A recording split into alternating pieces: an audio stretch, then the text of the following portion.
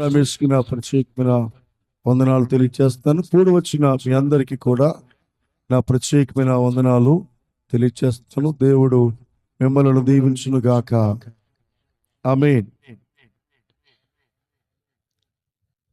మొన్న దేవుని వాక్యాన్ని విన్నాము. ఏం చెప్పుకున్నాం? రక్షణ విషయంలో ఎదుగుదలకు కావలసినవి ఏమిటి అంటే, ఒకటి, చెడుతనాన్ని విసర్జించాలి. 2, వాక్యము మన హృదయంలో ఉంచుకోవాలి. 3, ఎడతెగక ప్రార్థన చేయాలి అనే విషయాలు, 3 విషయాలు మనము జ్ఞాపకం చేసుకున్నాం. ఈరోజు మరికొన్ని విషయాలు దేవుని వాక్యం ద్వారా మనము విందాం. రక్షణ విషయంలో ఎదగడానికి మనకు కావలసినవి ఏమిటి అంటే, 3వదిగా ప్రార్థనలో మనము ఎదగాలి అనే విషయాన్ని చూచాం. ప్రార్థనకు మాదిరి ఎవరు అంటే యేసుక్రీస్తు ప్రభువారే అని మనము తెలుసుకున్నాం. యేసుక్రీస్తు ప్రభువారు మనకి మాదిరిగా ఉన్నారు. అందుకనే ఆయన పెందలక్కడే లేచి ప్రార్థన చేయడానికి వెళ్ళేవారు అని మనం విన్నాం. 2వది, ఆయన మరణమును తప్పించగలిగిన వారికి ఏం చేశాడట? ప్రార్థనలు చేశాడు, యాచనలు కూడా చేశాడు అనే విషయాన్ని మన కొత్త విషయాలు నేర్చుకున్నాం. దీనిలో 3వ భాగాన్ని మనం చూసినట్లయితే, యేసుక్రీస్తు ప్రభువారు బాప్తిసం తీసుకున్న తర్వాత ఆయన ప్రార్థనలో గడిపాడు. ఎన్ని రోజులు ప్రార్థనలో గడిపాడు అంటే 40 రోజులు ఆయన ప్రార్థనలో గడిపాడు. అంటే ఒక వ్యక్తి ఆధ్యాత్మికంగా రక్షణ విషయంలో ఎదిగే వ్యక్తి ఉండవలసిన కొన్ని విషయాలు ఏమిటంటే, ప్రార్థన అనేది మనకి చాలా అవసరం. ప్రార్థన అంటే ఏమని మాట్లాడుకున్నాము? దేవునితో మనము మాట్లాడుట. యేసుక్రీస్తు ప్రభువారు ఆయన బాప్తిసం తీసుకున్న తర్వాత 40 రోజులు ఉపవాసం ఉండి ఆయన ప్రార్థించినట్లుగా మనం చూస్తూ ఉన్నాం. అంటే యేసు ప్రభువారు 33.5 సంవత్సరాల జీవితంలో ఎక్కువ ఆయన ప్రార్థన చేసిన అనుభవాన్ని మనము చూడగలం. 4 సువార్తలలో మనం చూడగలం. పగలంతా ఆయన దేవుని పరిచయం చేస్తూ ఉండేవాడు. రాత్రంతా కూడా ఆయన ఒలివల కొండపైకి వెళ్ళి ప్రార్థన చేస్తూ ఉండేవాడు. ఏకాంతముగా ప్రార్థన చేసే అనుభవాన్ని మనం చూస్తున్నాం. యేసు ప్రభుకున్న ఇంకొక అలవాటు ఏంటంటే, రాత్రంతా ప్రార్థన చేసే అలవాటు యేసుక్రీస్తు ప్రభు వారికి ఉంది.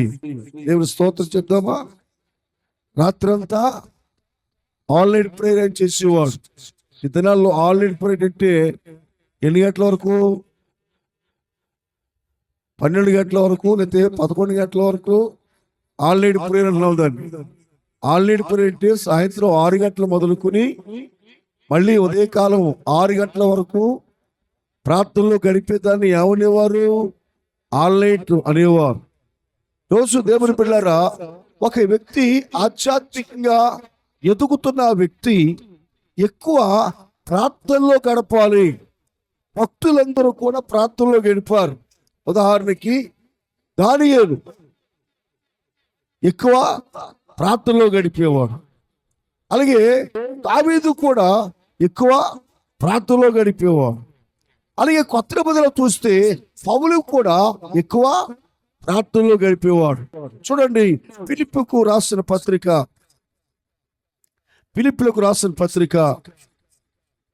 4వ అధ్యాయం. ఫిలిప్పీలకు రాసిన పత్రిక 4వ అధ్యాయము 6వ వచనాన్ని చదువుదాం. దేని గూర్చి చింతపడకుడు గాని ప్రతి విషయములోను ప్రార్థన విజ్ఞాపన చేత మీ విన్నపములు దేవునికి తెలియచేయుడి. దేవుని బిడ్డరా, మీ చింత యావత్తు కూడా ఎవరి మీద పెట్టాలట? దేవుని మీద పెట్టాలి. దేవుని మీద మీరు పెట్టినప్పుడు మన చింతలను, మన అవసరతలను దేవుడు తెలుస్తాడు. కనుక దేవుని బిడ్డలారా, ప్రతి విషయంలో కూడా ప్రార్థన విజ్ఞాపనం చేత కృతజ్ఞతాపూర్వకముగా మన విన్నపములు దేవునికి తెలియచేయాలి అనే విషయాన్ని పౌలు గారు జ్ఞాపకం చేస్తూ ఉన్నాడు. అదే ఎఫెసీయులకు రాసిన పత్రికలో మనము కొన్ని విషయాలు జ్ఞాపకం చేసుకుందాం. ఎఫెసీయులకు రాసిన పత్రికలో అపోస్తలుడు పౌలు గారు 1వ అధ్యాయము 17వ వచనం కానించి మనం చదువునట్లయితే, ఈ హేతువు చేత ప్రభువైన యేసు నందలి మీ విశ్వాసమును గూర్చి పరిశుద్ధులందరి ఎడల మీరు చూపుచున్న విశ్వాసమును గూర్చి నేను వినినప్పటి నుండి మీ విషయమే మానక దేవునికి కృతజ్ఞతాస్తుతులు చెల్లించుచున్నాను. మరియు మీ మనోనేత్రములు వెలిగింపబడినందున ఆయన మిమ్మల్ని పిలిచిన పిలుపు వలనైనా నిరీక్షణ ఎట్టిదో, పరిశుద్ధులతో ఆయన స్వాస్థ్యం యొక్క మహిత్వం ఎట్టిదో, ఆయన క్రీస్తునందు వినియోగపరిచిన బలాతిశయమును బట్టి విశ్వసించు మన యందు ఆయన చూపుచున్న తన శక్తి యొక్క అపరిమితమైన మాత్యం ఎట్టిదో మీరు తెలుసుకున్నవాలని మన ప్రభువైన యేసుక్రీస్తు యొక్క దేవుడైన మహిమ స్వరూపియగు తండ్రి తను తెలుసుకున్నట్టు మీకు జ్ఞానమును ప్రత్యక్షతయు గల మనస్సు అనుగ్రహించినట్లు నేను నా ప్రార్థన యందు మిమ్మల్ని కూర్చి విజ్ఞాపనము చేయుచున్నాను. హల్లెలూయా. దేవుని బిడ్డలారా, అపోస్తలుడు పౌలు ప్రార్థన చేస్తున్నాడు. దేని కొరకు ప్రార్థన చేస్తున్నాడు? మీరు విశ్వాసములో ఎప్పుడు కూడా బలముగా ఉండాలి, మీ మనోనేత్రములు వెలిగించబడాలి, మీ పిలుపులు తగినట్లుగా మీరు జీవించాలి, దేవుని శక్తి మీరు పొందుకోవాలి అని చెప్పి అపోస్తలుడు పౌలు గారు ఎఫెసు సంఘము కొరకు ప్రార్థన చేస్తూ ఉన్నాడు. సంఘములోని విశ్వాసులు ఎప్పుడు కూడా విశ్వాసములో ఎప్పుడు స్థిరంగా ఉండాలి. విశ్వాసాన్ని జారిపించుకోకూడదు, విశ్వాసాన్ని మనం పోగొట్టుకోకూడదు. రెండవది, మన మనోనేత్రములు వెలిగింపబడాలి అంటున్నాడు. ఎందుచేత? సాతానుడు మన మనోనేత్రములు ఏం చేశాడు? గుడ్డితనాన్ని కలుగు చేశాడు. కానీ యేసుక్రీస్తు ప్రభువారు దేవుని వాక్యం చేత మన మనోనేత్రములను ఆయన ఏం చేశాడు? వెలిగించాడు. మూడవదిగా చూస్తే, ఆయన మిమ్మల్ని పిలిచినట్లుగా మీ పిలుపుని బట్టి మీరు పరిశుద్ధులతో ఆయన స్వాస్థ్యము పొందినట్లుగా మహిమైశ్వర్యం ఏంటిదో మీరు తెలుసుకునేలాగున మీరు దేవుల్లో ఎదగాలని అపోస్తలుడు పౌలు గారు ప్రార్థన చేస్తూ ఉన్నాడు. కనుక మూడవదిగా మనం చూస్తే ప్రార్థన అనే అంశాన్ని గురించి మనము వినగలిగాం. నాలుగవదిగా మనం చూసినట్లయితే దేవుని బిడ్డలారా, నాలుగవదిగా రక్షణ యొక్క గొప్పతనమును జ్ఞాపకము చేసుకోవాలి. ఏం జ్ఞాపకం చేసుకోవాలి? రక్షణ యొక్క గొప్పతనాన్ని జ్ఞాపకం చేసుకోవాలి. రక్షణ చాలా గొప్ప భాగ్యం. రక్షణ యొక్క గొప్పతనం ఏమిటి? ప్రతి మానవుడు, ప్రతి వ్యక్తి, అపరాధములో ఉన్న వ్యక్తి, పాపములో ఉన్న వ్యక్తి, ఆయన శిలువ రక్తము చేత నిన్ను నన్ను కూడా యేసుక్రీస్తు ప్రభువారు తన సొంత రక్తమిచ్చి మనం రక్షించుకున్నాడు. కనుక మన యొక్క రక్షణ యొక్క గొప్పతనం ఏంటో మనం ఎప్పుడు కూడా ఏం చేయాలి? జ్ఞాపకం చేసుకోవాలి. నేను ఎందుకు పనికిరాని వాడిని, నేను పాపిని, నేను సిలువ వేయబడ్డానికి నేను శిక్షకు పాత్రుడిని అని మనం ఎప్పుడు కూడా మన పాపముల గురించి జ్ఞాపకం చేసుకుని పాపముల నుంచి విడిపించగలిగిన దేవుడు చేసిన రక్షణ అనుభవాన్ని మనం ఎప్పుడు కూడా ఏం చేయాలి? జ్ఞాపకము చేసుకోవాలి. దేవుని స్తోత్రం చెప్తాం. హల్లెలూయా. 1 తిమోతి రాసిన పత్రిక 1వ అధ్యాయం 12 నుంచి 16 వచనాలు మనం చదివినట్లయితే, దేవుని బిడ్డలారా, అపోస్తలుడైన పౌలు అంటున్నాడు, నేను పూర్వము దూషకుడినై ఉన్నాను, హింసకుడిగా ఉన్నాను, హానికరుడిగా ఉన్నాను. అయితే తన పరిచర్య నిమిత్తము నమ్మకమైన వారిగా ఎంచినందుకు నన్ను బలపరిచిన మన ప్రభువైన క్రీస్తుకు కృతజ్ఞుడనై ఉన్నాను. అంటే పౌలు గారు ఏం జ్ఞాపకం చేసుకుంటున్నాడు? రక్షణ యొక్క గొప్పతనాన్ని జ్ఞాపకం చేసుకుంటున్నాడు. అంటే పూర్వము నేను ఏమై ఉన్నాను? దోషకుడిగా ఉన్నాను. పూర్వము నేను ఏమై ఉన్నాను? హింసకుడిగా ఉన్నాను. పూర్వము నేను ఏమై ఉన్నాను? హానికరుడిగా ఉన్నాను. అయితే దేవుడు తన పరిచర్య కొరకు నియమించి నన్ను నమ్మకమైన వారిగా ఎంచినందుకు నేను దేవునికి కృతజ్ఞత కలిగి ఉన్నాను. దేవుని బిడ్డలారా, నా జీవితంలో కూడా నేను చూసినప్పుడు దేవునికి ఎరగక మునుపు నేను దేవునికి విరోధంగా జీవించిన వ్యక్తిని. మీ జీవితంలో కూడా చూసినప్పుడు దేవుని ఎరగనప్పుడు మీరు విగ్రహారాధకులుగా ఉండేవారు, దేవుని ప్రేమను ఎరగిన వారిగా ఉండేవారు, పాపము చేస్తూ ఉండేవారు, అపరాధము చేస్తూ ఉండేవారు. అలాంటి వారినైనా నన్ను కూడా యేసుక్రీస్తు ప్రభువారు ఆయన అమూల్యమైన రక్తం చేత వాళ్ళు ఏం చేశాడు? రక్షించుకున్నాడు. అందుకని పౌలు అంటున్నాడు, నేను తెలియక అవిశ్వాసం వలన చేశాను కనుక నేను ఏం చేశాను? కనికరింపబడ్డాను. మన రక్షణ గురించి మనం ఎప్పుడు కూడా జ్ఞాపకము చేసుకోవాలి. ఒకనప్పుడు నేను ఇలాంటి వాడిని, ఇప్పుడు నేను దేవుని కృప చేత వారు మనసు పొందాను. ఇంతకుముందు తాగుబోతు వాడిని, ఇప్పుడు నేను త్రాగుడు మాని దేవుని బిడ్డగా ఉన్నాను. ఇంతకుముందు బూతులాడేవాడిని, ఇప్పుడు దేవుని కృప చేత నేను బూతులు మాని దేవుని వాక్యాన్ని ప్రకటించగలుగుతున్నాను అని దేవుడు మనకి కలుగు చేసిన రక్షణను మనము ఎప్పుడూ కూడా మనం ఏం చేయాలంటే జ్ఞాపకము చేసుకోవాలి. రక్షణలో ఎదిగే వారికి ఉన్న 4వ లక్షణం ఏంటంటే మన పూర్వస్థితిని ఎప్పుడు కూడా మనం ఏం చేయాలి?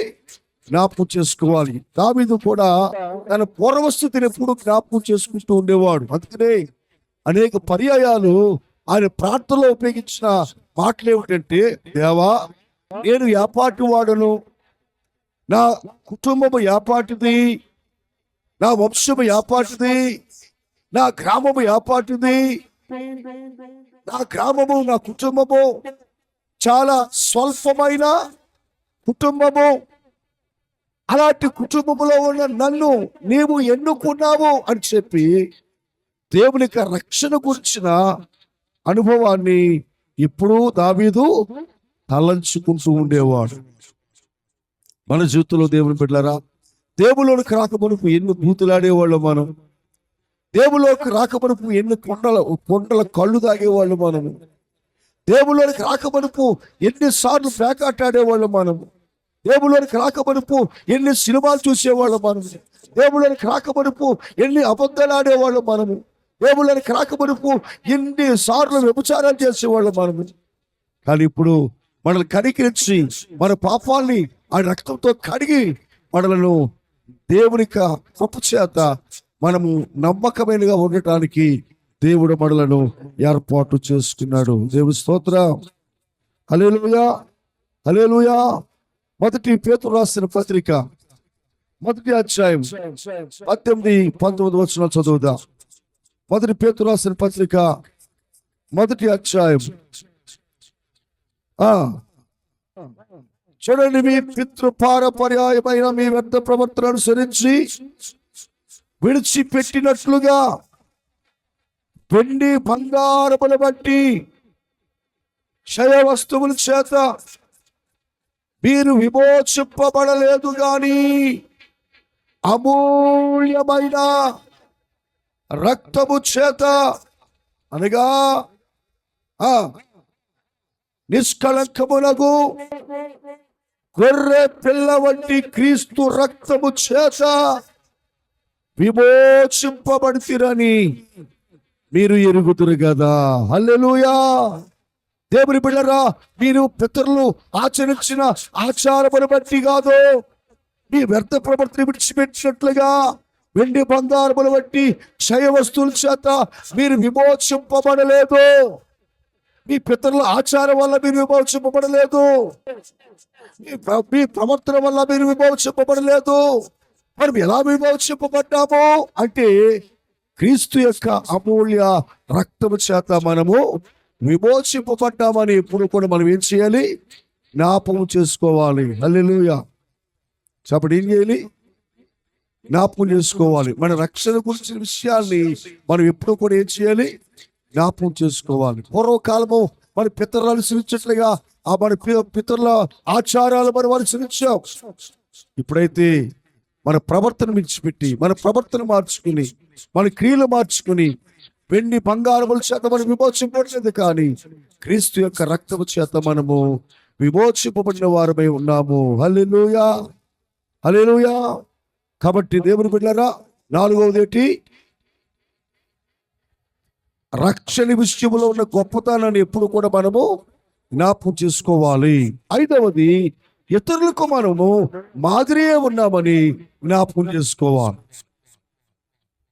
రక్షణ విషయంలో ఎదిగే వారికి ఉండవలసిన కొన్ని లక్షణాలలో ఐదవ లక్షణం ఏంటంటే ఎప్పుడూ కూడా మనం ఇతరులకు మాదిరికరమే ఉండాలని మనం ఏం చేయాలి?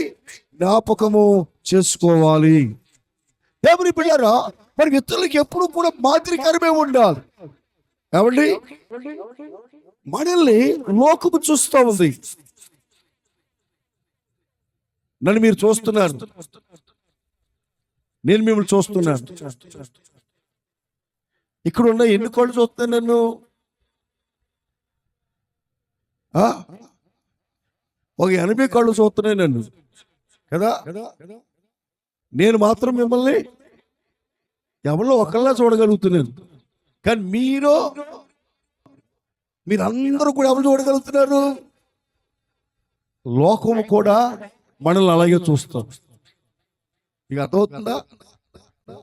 లోకములో వెళ్ళేవారు గుళ్ళో వెళ్ళేవారిని ఏం చేస్తారు తెలుసా?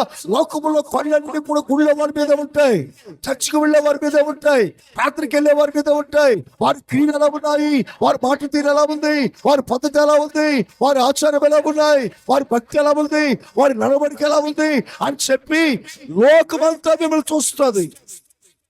కనుక లోకము చూసేటప్పుడు లోకానికి మనం ఎలా ఉండాలి తెలుసా? మాదిరికరంగా ఉండాలి. హల్లెలూయా.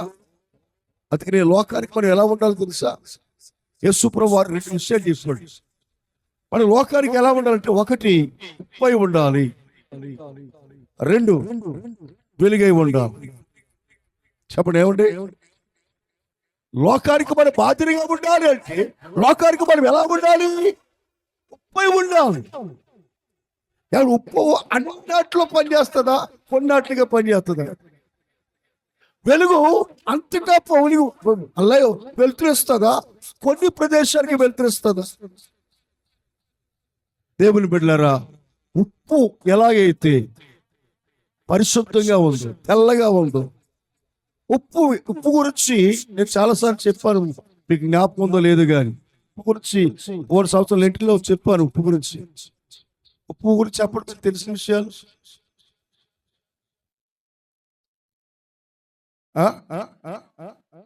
ఉప్పు సారమైంది,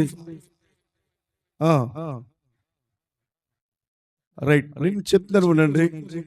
ఉప్పుగా తయారవ్వాలంటే అది ఎక్కడి నుంచి తయారవుతుంది? ఉప్పు సముద్రం నీటి నుంచి తయారవుతుంది కదా. సముద్రంలో ఉన్న నీటి నుంచి తయారవ్వాలంటే ఆ జలము లేక నీరు సముద్రము నుండి వేరుపరచబడితేనే గాని అది ఉప్పుగా మారు. మీకు అర్థమవుతుందా? సముద్రంలో పోల్ నీళ్ళు ఉన్నాయి, కానీ ఎప్పుడు ఉప్పుగా ఉంటే తప్ప ఉప్పుగా మారు. ఆ నీళ్లు ఎప్పుడు ఉప్పుగా మారుతాయి? సముద్రంలోంచి కాలువ ద్వారా మళ్ళించబడి సముద్రానికి ఈ నీళ్ళకి ఎటువంటి సంబంధం లేకుండా చేసినప్పుడు ఆ నీళ్లు ఇంకిపోయి అది ఉప్పు కాణాలుగా మారుతాయి. దానిలో కొన్ని మరి రసాయనికమైన పదార్థాలు కలిపి దాన్ని మనకి విక్రయిస్తూ ఉంటారు.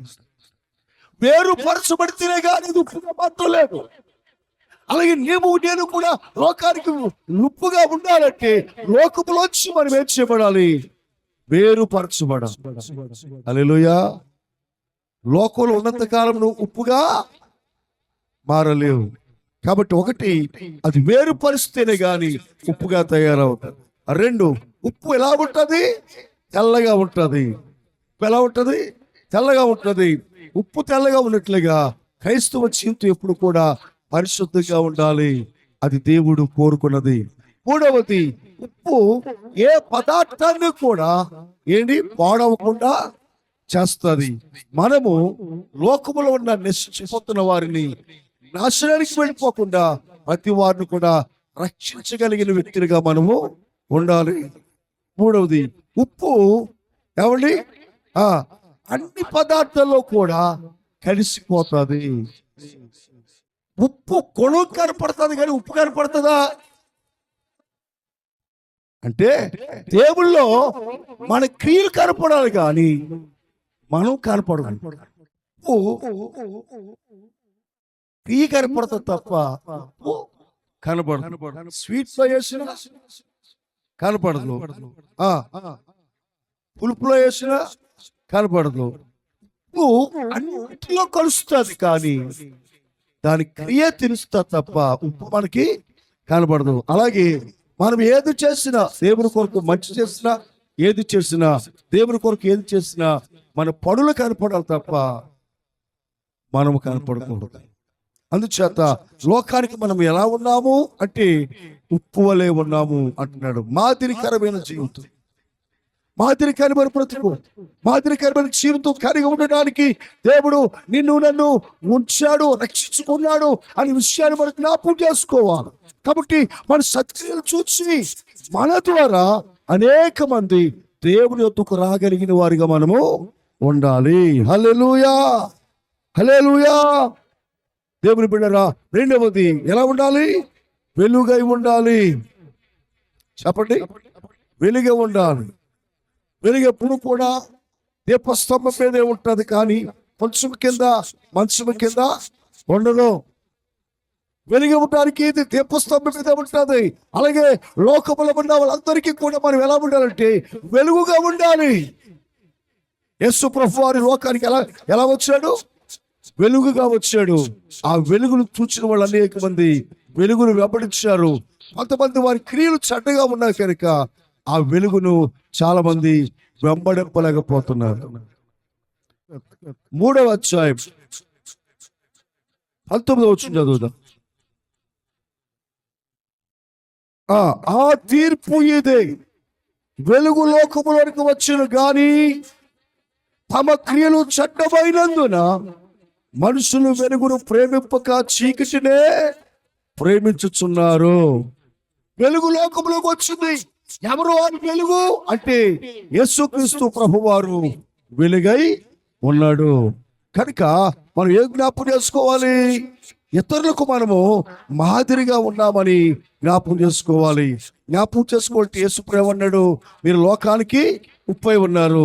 2, మీరు లోకానికి వెలుగై ఉన్నారు. యేసు ప్రభు వారు వెలుగుగా వచ్చాడు కనుక చాలా మంది వారి క్రియలు చట్టముగా ఉన్నాయి కనుక వెలుగునొద్దకు చాలా మంది రాలేకపోతున్నారు. చాలా మంది మనుషులు పాపం చేస్తున్నారు కనుక పాపంలో ఉన్నారు కనుక వెలుగులోనికి రావడానికి ఇష్టపడటం లేదు. కనుక మనము చీకట్లో ఉండి నుంచి ఎక్కడికి వచ్చాము? వెలుగులోకి వచ్చాము కనుక మనం ఎలా ఉండాలి? వెలుగే ఉండాలి. అనేక మందిని ఏం చేయాలి? వెలిగించాలి. దేవునికి స్తోత్రం కలుగును గాక. హల్లెలూయా. కాబట్టి ఈ రాత్రి దేవుని బిడ్డలారా, నాలుగు విషయం ఏంటంటే మన రక్షణ గురించిన విషయాన్ని మనం ఇప్పుడు జ్ఞాపకం చేసుకోవాలి. 5వ విషయం ఏంటంటే మనం ఇతరులకు మనం ఏం చేయాలి? మాదిరికరంగా ఉండడం మనం జ్ఞాపకం చేసుకోవాలి. మన మాట తీరు మాదిరిగా ఉండాలి. మన ఆలోచనలు, మన తలంపు మాదిరిగా ఉండాలి.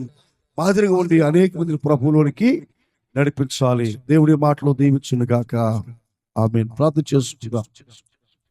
సకల ఆశీర్వాదములకు కారణభూతుడైన మా తండ్రి, నీ ఘనమైన పరిశుద్ధ నామములకు వందనాలు, స్తోత్రాలు చెల్లిస్తున్నాము.